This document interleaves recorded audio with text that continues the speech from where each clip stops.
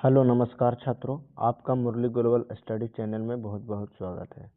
आपका मुरली global study channel पर class 10 का बायोलॉजी का चैप्टर 1 शुरू हुआ था, जिसमें पार्ट 1 वीडियो बना के बता चुके हैं। पार्ट 1 तक आपका प्राणी संपोषण तक बता चुके थे। आज हम लोग आगे जानेंगे, तो आगे जानते हैं आगे क्या हम लिखे हैं, इसके बारे में देख लेते हैं। अगला पॉइंट हम लोग के है क्या कि कुछ महत्वपूर्ण बातों को जानना है। वो क्या है कि कोशिका जो है सभी जीव की रचनात्मक एवं क्रियात्मक इकाई होता है। कैसे से देख लीजिए, जैसे हम लोग के केजी है तो केजी के हम लोग क्या चीज में नापते हैं, ग्राम में। उसी तरह से हम लोग का बॉडी है, क्या है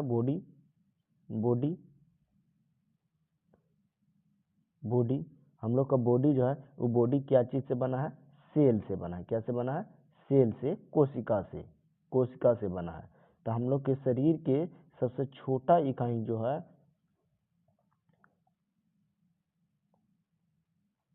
कोशिका, हम लोग के शरीर के सबसे छोटा इकाई जो है वो क्या है, कोशिका है। क्या है, कोशिका।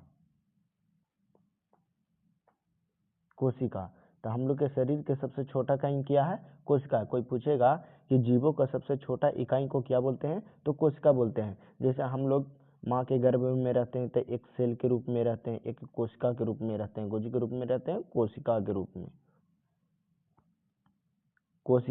में रहते हैं। अब ये कोशिका जो है डेवलप करके, विकास कर करके और ये बन जाता है उत्तक। क्या बन जाता है, उत्तक।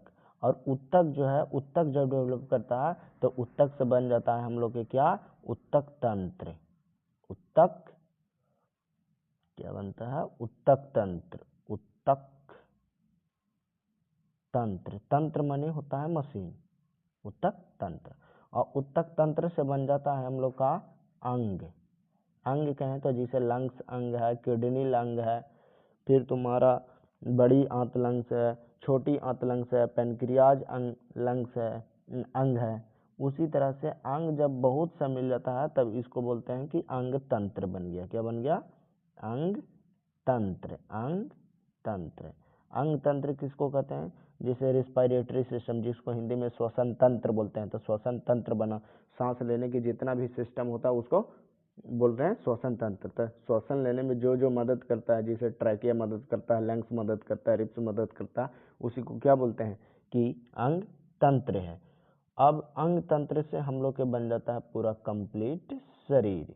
जीव का क्या बन जाता है फिर, शरीर। तो एक शरीर का निर्माण करने में जितना प्रोसेस लगता है, उस प्रोसेस के सबसे छोटा इकाई कौन है, कोशिका। तो कोई पूछेगा कि जीव का सबसे छोटा इकाई क्या है, तो बोलिएगा कि कोशिका है।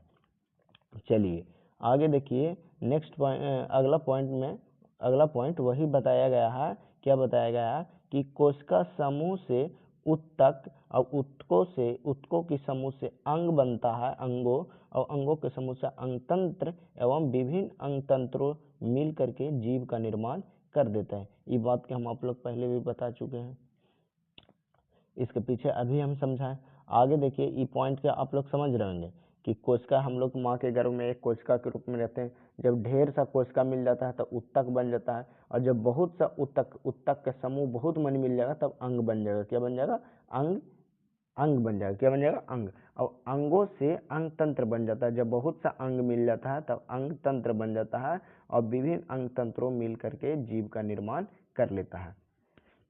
समझे। अगला पॉइंट देखिए, अगला पॉइंट है आपका, अगला पॉइंट क्या है, प्रकाश संश्लेषण। क्या है, प्रकाश संश्लेषण। अगला पॉइंट आपको क्या जानना है, प्रकाश संश्लेषण। प्रकाश संश्लेषण का हम लोग इंग्लिश में फोटोसिंथेसिस बोलते हैं। तो प्रकाश संश्लेषण की क्रिया समझ लें कि प्रकाश संश्लेषण किसे कहते हैं, इसके बारे में देख लेते हैं। बोला है कि जिस प्रक्रिया के द्वारा पौधा अपने भोजन तैयार करते हैं, उसे हम उस मूलभूत प्रक्रिया को प्रकाश संश्लेषण कहते हैं। तो प्रकाश संश्लेषण किसको कहेंगे, प्रकाश संश्लेषण किसको कहेंगे, सब बात समझिए।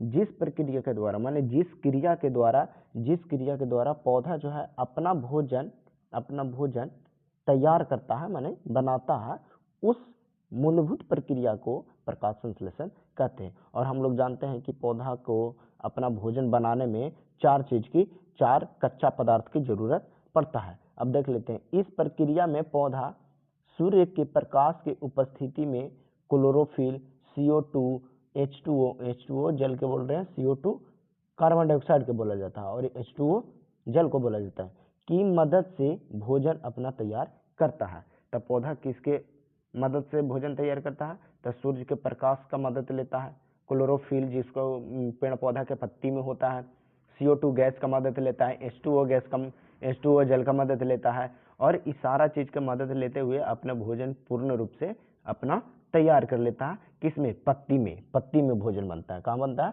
अगर कोई पूछे, अगर आपका सवाल मिल जाए, क्वेश्चन मिल जाए कि पेड़ पौधा पौधा पौधा पौधा पौधा अपना भोजन कहाँ बनाता है, तो आप बताइए पौधा अपना भोजन कहाँ बनाता है? तो बोलिएगा पत्ती में। कहाँ बनाता है? पत्ती में बनाता है। तो ये आप बात जान चुके। अगला पॉइंट आपको क्या बताया है? अगला पॉइंट देखिए क्या लिखे हैं, अगला पॉइंट देख लीजिएगा। अगला पॉइंट में हम लिखे हैं क्या कि हरा पेड़ पौधा जो है वो प्रकाश संश्लेषण की क्रिया की क्षमता होती है। जितना भी हरा पेड़ पौधा है दुनिया में, पृथ्वी पर जितना भी हरा पेड़ पौधा है, उस सारे के सारे पेड़ पौधा प्रकाश संश्लेषण के मदद से ही अपना भोजन बनाता है।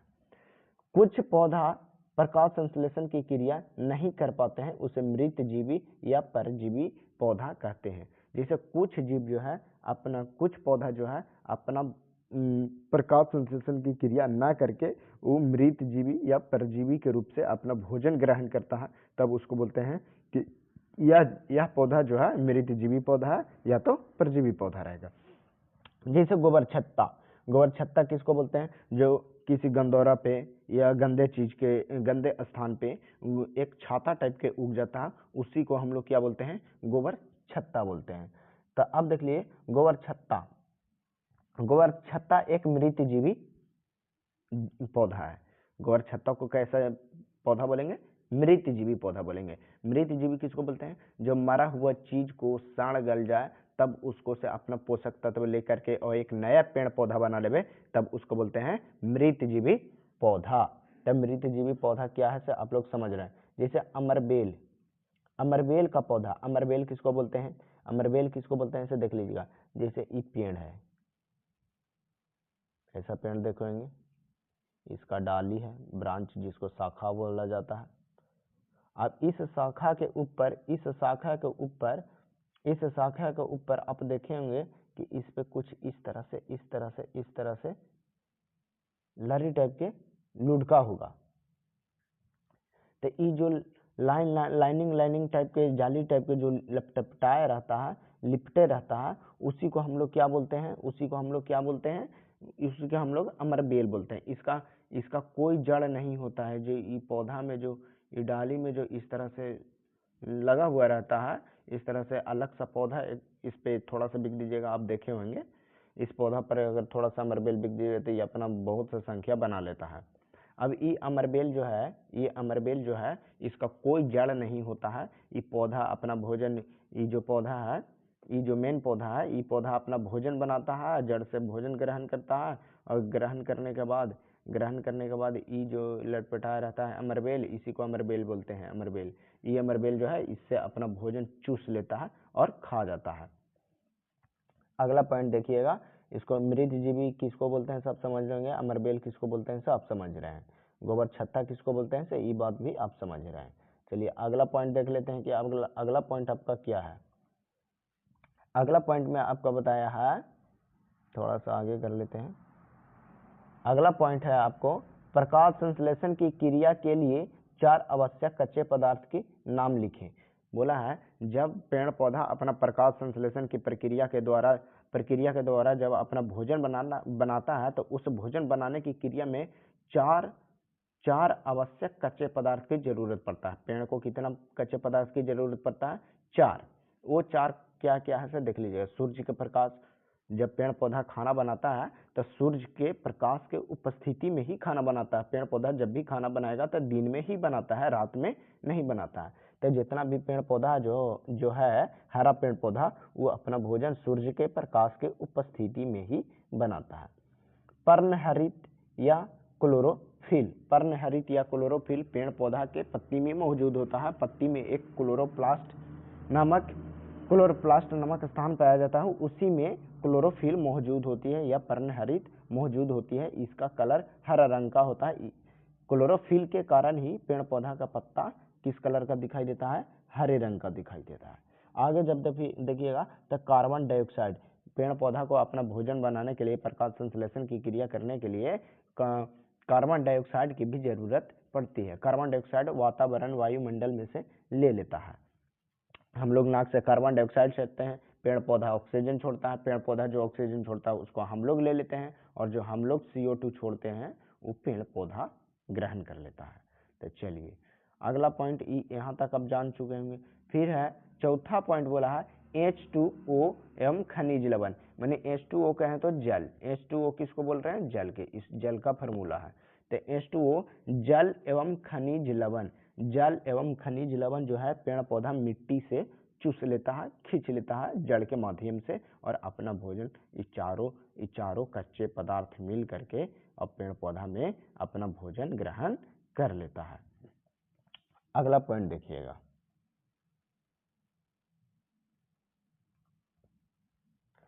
आगे आपका बोला है कि याद रहे। ई पॉइंट जो जितना दिया हो इसको थोड़ा याद रखिएगा ध्यानपूर्वक। देखिए क्या लिखा है। प्रकाश संश्लेषण एक प्रकाशीय रासायनिक अभिक्रिया है। प्रकाश संश्लेषण जो है एक प्रकाशीय रासायनिक अभिक्रिया। प्रकाश संश्लेषण को क्या बोलते हैं? प्रकाशीय रासायनिक अभिक्रिया बोलते हैं। क्यों ऐसा इसलिए बोलते हैं कि प्रकाश संश्लेषण की क्रिया पेड़ पौधा में प्रकाश की उपस्थिति में ही होता है। इसी के वजह से इस क्रिया को हम लोग प्रकाशीय रासायनिक अभिक्रिया कहते हैं। अगला पॉइंट आपको है कि प्रकाश संश्लेषण में विकिरण ऊर्जा को रासायनिक ऊर्जा में बदल देता है। विकिरण ऊर्जा जो रहता है, जो प्रकाश संश्लेषण की क्रिया में सूर्य के प्रकाश से जो विकिरण ऊर्जा लेती है, उस ऊर्जा को पेड़ पौधा रासायनिक ऊर्जा में बदल देता है। अब देखिए अगला पॉइंट जो आपको लिखा है कि प्रकाश संश्लेषण के दौरान बना भोजन स्टार्च या मंड के रूप में संचित करता है। संचित मीन्स होता है जमा करना। संचित का मतलब क्या होता है? जमा करना, इकट्ठा करना, एक जगह संचित कर देना। अब देखिए प्रकाश संश्लेषण के दौरान बना भोजन जो है स्टार्च या मंड, जिसे हम लोग जब भोजन खाते हैं तो हम लोग जब ज़्यादा हम लोग के शरीर में एनर्जी हो जाता है तो हम लोग के फैट जमने लगता है। पेट में देखे होंगे कि किसी किसी का पेट लटक गया, तो जिसका जो फैट जम जाता है तो उसी को हम लोग बोलते हैं कि एनर्जी स्टोर कर रहा। उसी प्रकार पेड़ पौधा जो है अपना भोजन जब बनाता है तो उस भोजन को स्टार्च या मंड के रूप में संचित करता है। बात अब समझिए। अगला पॉइंट बोला है कि प्रकाश संश्लेषण में उपोत्पाद बाई प्रोडक्ट के रूप में ऑक्सीजन को बनाता है। जैसे जब प्रकाश संश्लेषण की क्रिया होता है तब पेड़ पौधा अपना कार्बन डाइऑक्साइड को ले लेता है और ऑक्सीजन को जो छोड़ता है, O2 के जो पेड़ पौधा छोड़ता है, उसी को हम लोग बोलते हैं बाई प्रोडक्ट या उपोत्पाद बोलते हैं। चलिए यहाँ तक आप लोग समझ गए होंगे। अगला पॉइंट देख लीजिएगा कि जानना है कि अमीबा क्या है। तो अमीबा के कुछ संरचना इस प्रकार होता है। अमीबा के कोई संरचना नहीं होता है, कोई ढंग नहीं होता, ये किसी भी प्रकार से बना दीजिए वो अमीबा ही है। अमीबा किसी भी प्रकार से बना दीजिए अमीबा ही कहलाता है। अमीबा के कोई निश्चित संरचना नहीं होता, निश्चित आकार नहीं होता है, इस अपना कोई भी आकार का बन जाता है। आगे देखिए, आगे आपको अमीबा में पॉइंट बताया है कि अमीबा एक सरल प्राणी समपोषी जीव है। अमीबा जो है एक सरल प्राणी समपोषी जीव है। तो अगर पूछ दिया जाए कि अमीबा एक कैसा पोषी जीव है, तब प्राणी समपोषी जीव है। प्राणी समपोषी जीव है, अमीबा एक प्राणी समपोषी जीव है। अगला बात आपको बोला है कि यह एक मृदु जलीय एक कोशिकीय अनिश्चित आकार का प्राणी है। मैंने बात बोला है कि अमीबा जो है ये अमीबा जो है, यहाँ अमीबा एक कोशिकीय जीव रहेगा और इसका अनिश्चित आकार बोले तो इसका आकार निश्चित नहीं है कि किस तरह के होवेगा, किधर से भी आप आकार इसको बना सकते हैं, किसी भी प्रकार से आप आकार बना सकते हैं। तो इसका जो बनावट रहता है, रचना रहता है, वो निश्चित नहीं रहता है, अनिश्चित रहता है। चलिए ये बात आप लोग जान लिए। अगला पॉइंट जान लीजिएगा। अगला पॉइंट आपको क्या बोला है, इसी का अमीबा के अगला पॉइंट बोला है कि इसका आकार कुटपात के बनने और बिगड़ने के कारण बदलता रहता है। अमीबा में जो कुटपात पाया जाता है, अमीबा जीव में जो कुटपात होता है, ये कुटपात इसके बनने और बिगड़ने के कारण ही अमीबा का संरचना आकार बदलते रहता है। कुटपात क्या है सर, अभी 1 मिनट में आप लोग जान जाइएगा। देखिए अगला पॉइंट देखिए, पहले बोला है यह कुटपात की मदद से ही भोजन ग्रहण करता है। अमीबा जो होता है वो अमीबा किससे अपना भोजन पकड़ता है, तो कुटपात से ही पकड़ता है। तो अगर क्वेश्चन में आपको पूछ दिया जाए कि अमीबा अपना भोजन किससे पकड़ता है, तो कुटपात के मदद से ग्रहण करता है या प्राप्त करता है।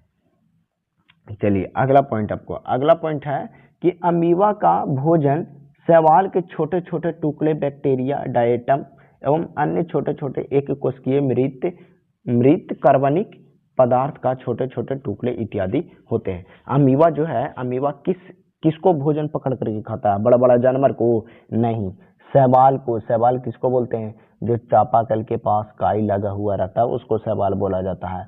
छोटे छोटे शैवाल के छोटे छोटे टुकड़ा को पकड़ करके खा जाएगा। बैक्टीरिया, छोटा माइक्रो ऑर्गेनिज्म, डायटम, अन्य एक कोशिकीय जीव को पकड़ करके अमीबा जो है और उससे अपना भोजन ग्रहण कर लेता है। उसे मृत कार्बनिक पदार्थ के छोटे छोटे टुकड़ों को अपना भोजन ग्रहण करके अपना पोषण कर लेता है। अगला पॉइंट इसी का क्या है, अमीबा का अगला पॉइंट आपको अमीबा के क्या है, से देखिएगा है अमीबा में पोषण अंतर्ग्रहण पाचन वाहित प्रक्रिया द्वारा पूर्ण होता है। बोला है कि अमीबा में जो है, अमीबा जब अपना भोजन ग्रहण करता है तो अमीबा जो पाचन करता है वो अंतर्ग्रहण पाचन करता है। अंतर्ग्रहण माने कहें तो अपना शरीर के अंदर ही पाचन करता है। जिस प्रकार से हम लोग अपना भोजन ग्रहण करके बॉडी के अंदर ही अपना भोजन को पाचन करते हैं, उसी प्रकार अमीबा जो है अपना भोजन ग्रहण करके कुटपात के द्वारा भोजन को पकड़ करके और अपना भोजन शरीर के अंदर पाचन करता है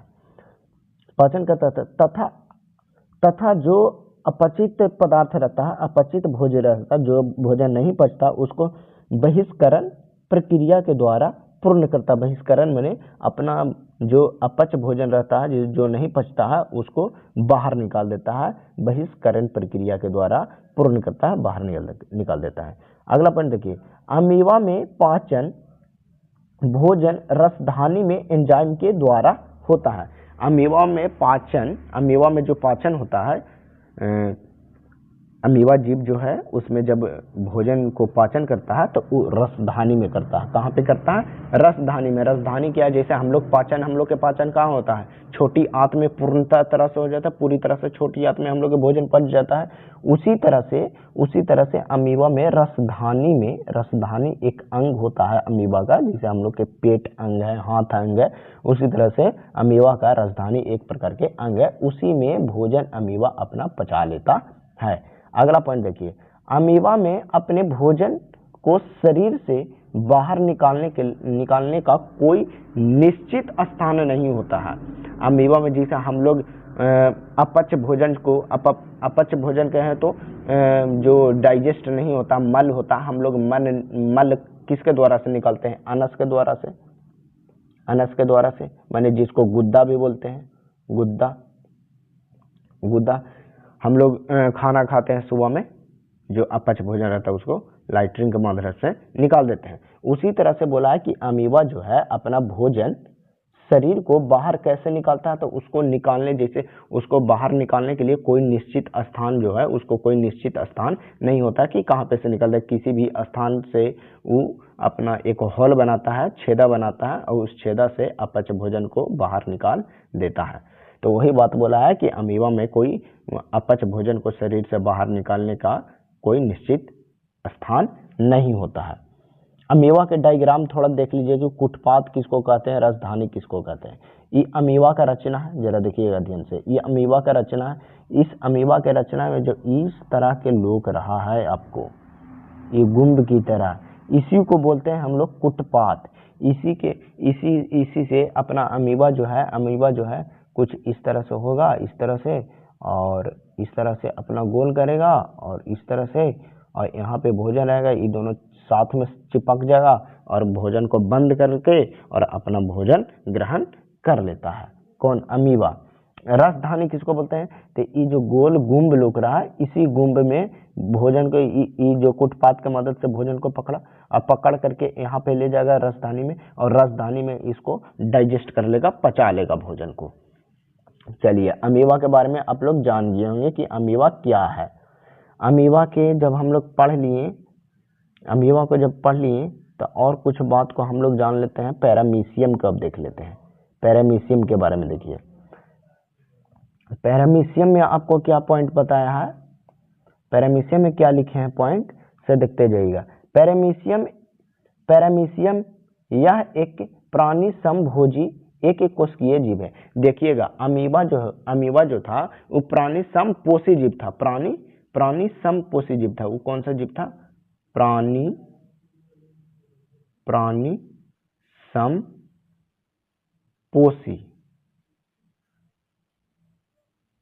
समपोषी जीव था। अमीबा जो था वो कैसा जीव था? ये जो अमीबा है ये प्राणी समपोषी जीव है। लेकिन पैरामीशियम जो है ये कैसा जीव है? प्राणी समभोजी जीव है। पैरामीशियम कैसा जीव है? प्राणी समभोजी जीव है। तो आगे देखिएगा, प्राणी समभोजी जीव है लेकिन एक कोशिकीय जीव ही रहता है, एक ही कोशिका का बना रहता है। अगला पॉइंट देखिएगा, अमीबा की भांति ही पैरामीशियम भी मृदु जलीय प्रोटोजोआ होता है। अमीबा जैसे मृदु जलीय प्रोटोजोआ आपको बताएं, उसी तरह से पैरामीशियम भी जो है वो मृदु जलीय प्रोटोजोआ होता है। अगला पॉइंट देखिएगा, अगला पॉइंट बोला है इसका आकार निश्चित होता है। इसका आकार कैसा होता है? निश्चित हो जाए। अमीबा का आकार निश्चित नहीं होता था। अमीबा का आकार किधर से भी बना दीजिए ये अमीबा है, गोल भी बना दीजिएगा अमीबा है। लेकिन पैरामीशियम का जो आकार होगा वो निश्चित होगा, एक परफेक्ट होगा। सुनने से ही आपको लग रहा होगा पैरामीशियम, पैरा माने पैर, पैरा का मतलब सोचिएगा पैर कहें तो पैरामीशियम किसको? पैर। तब पैर कुछ इस तरह से होता है, तो पैरामीशियम भी कुछ इसी ढंग का होता है। आपको डायग्राम अभी दिखा देंगे। तब पैरामीशियम जो है उसका आकार जो है निश्चित रहेगा। अगला पॉइंट देखिएगा, अगला पॉइंट आपको बताया है कि इसका शरीर में प्रचलन अंग सिलिया से ढका होता है। पैरामीशियम जो है जिस अंग से चलता है, प्रचलन करता, प्रचलन मीन्स चलना, जिस अंग से चलता है उस अंग को सिलिया ढका हुआ रहता है। सिलिया किसको बोलते हैं? छोटे बाल नुमा रचना निकली रहती है पैरामीशियम में, उसी को हम लोग सिलिया के नाम से जानते हैं। आगे देखिएगा, अगला पॉइंट आपको देखा है, थोड़ा सा एक मिनट जरा जूम कर लेते हैं और आगे कर लेते हैं। देखिएगा, अगला पॉइंट आपको बोला है क्या कि पैरामीशियम में भोजन का अंतर्ग्रहण शरीर के एक निश्चित स्थान से होता है। भोजन जो है, पैरामीशियम जो है अपना भोजन एक निश्चित स्थान से ग्रहण करता है। अमीबा क्या था कि अमीबा इस तरह से संरचना बनाए, यहाँ से भी भोजन प्राप्त कर सकता है, यहाँ से भी भोजन प्राप्त कर सकता है, यहाँ से भी, किधर से भी, यहाँ पे भोजन मिल जाएगा तो ये दोनों चिपक करके आपस में सट करके इसको बंद कर लेगा और भोजन उससे चूस करके राजधानी में ले जा करके और पचा लेगा। यहाँ पे भी भोजन रहेगा तो अपना पचा लेगा, यहाँ पे भी भोजन रहेगा तो ग्रहण कर लेगा। लेकिन पैरामीशियम में क्या है, इसमें कोई निश्चित स्थान नहीं है कि कहाँ पे से भोजन वो प्राप्त कर सकता है। जहाँ पे इसको भोजन मिल जाएगा वहां पे से प्राप्त कर लेगा। लेकिन इसमें क्या है, पैरामीशियम में क्या है कि पैरामीशियम में भोजन अंतर्ग्रहण माने भोजन ग्रहण शरीर के एक निश्चित स्थान से होता है। शरीर में जो भोजन ग्रहण करता है एक निश्चित स्थान से ही करता है, जो कोशिका मुख या साइटोसोम कहलाता है। माने जो अमीबा पैरामीशियम जो है जिस स्थान से अपना भोजन को ग्रहण करता है उस स्थान को कोशिका मुख्य कहते हैं। क्या कहते हैं? कोशिका मुख्य। कोशिका माने कोशिका, कोशिका माने इंग्लिश में इसको बोलते हैं सेल, और मुख माने मुंह, माने माउथ, माउथ। तो कोशिका मुख क्या बोलते हैं? सेल का, कोशिका का बना हुआ उसका मुंह रहता है, उसी को हम लोग कोशिका मुख बोलते हैं। इंग्लिश में इसको हम लोग साइटोसोम बोला जाता है, इसको साइटोसोम के नाम से भी जानते हैं। देख लीजिएगा पैरामीशियम के डायग्राम किस तरह से रहता है, फिगर किस तरह से रहता है। पैरामीशियम का कुछ इस तरह से आपको संरचना दिखाई दे रहा होगा। पैरामीशियम की संरचना में क्या है कि ये जो छोटा छोटा छोटा छोटा बाल नुमा रचना आपको दिखाई दे रही है, इसी को बोलते हैं हम लोग सिलिया। और हम लोग को क्या दिखाई दिया? देखिए हम लोग इसमें पढ़े जिससे हम लोग भोजन ग्रहण करते हैं मुंह से, तो इसमें जो भोजन ग्रहण करने की स्थान होता है ई होता है। देखिएगा छोटा सा आपको दिखाई दे रहा होगा, आपको दिखाई दे रहा होगा इसमें ई जो दिखाई दे रहा है, इसी स्थान को हम लोग क्या बोलते हैं? कोशिका मुख या साइटोसोम, इंग्लिश में बोलते हैं साइटोसोम। उसी से भोजन ग्रहण करता है। इससे भोजन जो छोटा छोटा छोटा छोटा ये टुकड़ा दिखाई दे रहा है, इसी को भोजन का कण बोलते हैं। और भोजन को कण को पैरामीशियम में खाया और खा करके रसधानी में ले जाता है, इस रसधानी में और अपना भोजन को डाइजेस्ट कर लेता है, पचा लेता है। तो आज का वीडियो आप लोग के यहीं तक रहने देते हैं। अगला पॉइंट में हम लोग जानेंगे अगला क्लास में हम लोग इसके बारे में जानेंगे मानव में पाचन। मानव में पाचन माने हम लोग जो है मनुष्य जो है वो मनुष्य में भोजन का पाचन किस तरह से होता है, इसके बारे में हम लोग जानेंगे अगला क्लास में। तो वीडियो अगर आप लोग के बहुत अच्छा से पसंद पड़ा होगा, कुछ समझ में आया होगा, तो आप सपोर्ट जरूर कीजिएगा। आपका एक लाइक हम लोग को बहुत ज़्यादा मोटिवेट करता है, तो लाइक को जरूर करें, चैनल को लाइक जरूर करें, सब्सक्राइब कर दीजिएगा। और अपना दोस्त के पास, फ्रेंड्स के पास, भाई के पास, अगर कोई छोटा भाई है पढ़ने वाला तो उसके पास जरूर इस वीडियो को शेयर कीजिएगा, ताकि उसको भी एक ढंग का प्रॉपर नोट्स की तरह, प्रॉपर पढ़ाई की तरह मिल सके। अगर अच्छा लगा होगा तो थैंक यू, नमस्कार, जय हिंद।